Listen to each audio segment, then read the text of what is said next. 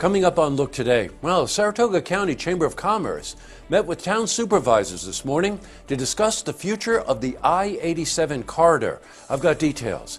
And the City of Saratoga Springs issues a new RFP for smart parking. Plus, the Saratoga Springs Housing Authority is preparing to build workforce housing behind the Stonequist Apartments in downtown Saratoga. I've got those details all ahead on Look Today.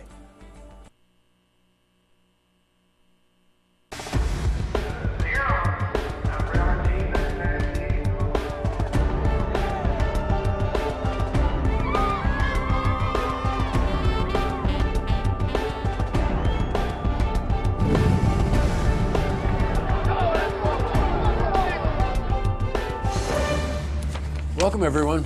I'm Jay Hood Jackson. This is Look Today. Well, in tonight's program, I sit down with Kristen Hislop. She's co-director of the 40th annual Freihofer's Run for Women. And we're joined by Jamie Mastriani. She's owner of Saratoga's I Run Local. And they're here to discuss the annual run and how it benefits our community and the individuals that participate. I also sit down with Jesse Braverman. Now, he's an author. He's a baseball coach. And he's here to talk about his new book, Comeback Coach. Plus, we've got your weather for the Tri-North counties, but first, these headline stories. Well, in our lead story, the Saratoga County Chamber of Commerce held a very important breakfast today. Supervisors from Saratoga County met to discuss the future of the I-87 corridor and how they're going to attract businesses to the area. Now, some discussed current plans with the corridor, while others talked of future development. Well, we were at the meeting, and we spoke to Todd Shimkus. He's the president of the Saratoga County Chamber of Commerce. Yes, we had all 5 supervisors from the towns that have exits along I-87 to talk about the future and the past, to some extent, of the I-87 corridor. It's an incredible opportunity for us to see what we need to do to make sure that that corridor is successful going forward, that we're always creating jobs, enticing businesses to come here, because that's where we want them, right near the corridor.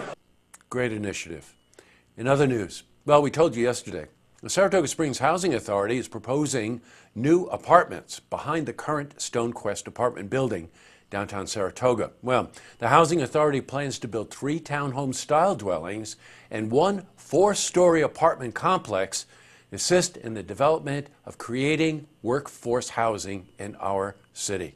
Now, we spoke to Paul Feldman. He's executive director of the Saratoga Springs Housing Authority. You'll see we have 3 townhouse-style homes being proposed here. Each one will have a usable front porch, so people can actually use that space and sit out front. There'll be 4 units in each one of these buildings, and they'll also have entrances from the rear as well as the front. Great project and much needed. Switching from news to weather, well, it looks like we're climbing out of the nor'easter that blanketed our region.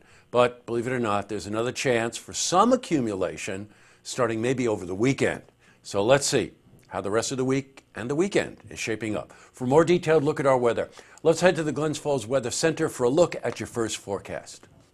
Thank you, Jesse. I'm meteorologist Clarence Sponsor with your first look weather update here on Look TV.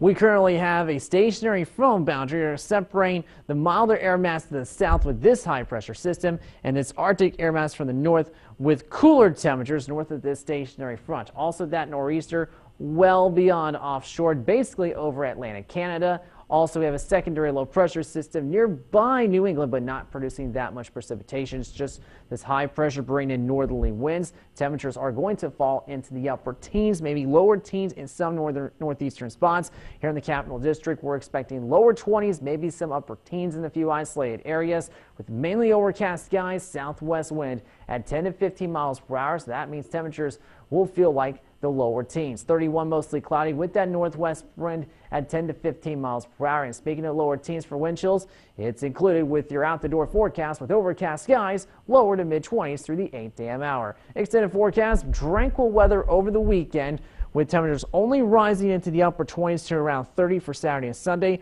Overnight lows are going to be cold. They're going to be down into the teens, maybe 10 degrees as you wake up Sunday morning with wind chills potentially single digits. Mid-30s are back. Next chance of snow on Tuesday at 40% coverage. But that's a system we're also going to have to monitor closely as it could be a potential 4th nor'easter in the last 2 to 3 weeks. And winds will be generally out of the northwest, but forecasts can change. That was your weather update here on First Look Weather on Look TV. I'm meteorologist Clarence Ponser. Now instead of back to you, Jesse. Thanks very much, Clarence. Looks like we're getting a cold wave, but maybe no snow, at least for the weekend.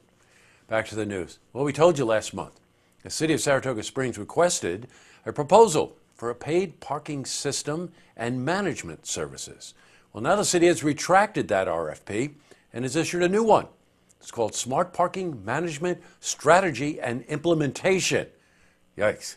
Saratoga Springs Mayor Meg Kelly cited that integrating technology was always the goal of any parking RFP. There was some confusion about that first one, which is why I think they're doing this. Now, the new Smart Parking RFP clarifies any of the confusion that the original one might have created. Now, by the way, Saratoga Springs Mayor Meg Kelly will be on tomorrow for an interview, and we'll have more about this then. Up next, I sit down with Kristen Hislop. She's co-director of the 40th annual Freihofers Run for Women, and we're joined by Jamie Mastriani. She's owner of Saratoga's I Run Local. They're here to discuss the annual run, how it benefits the community and the individuals that participate. I also sit down with Jesse Braverman.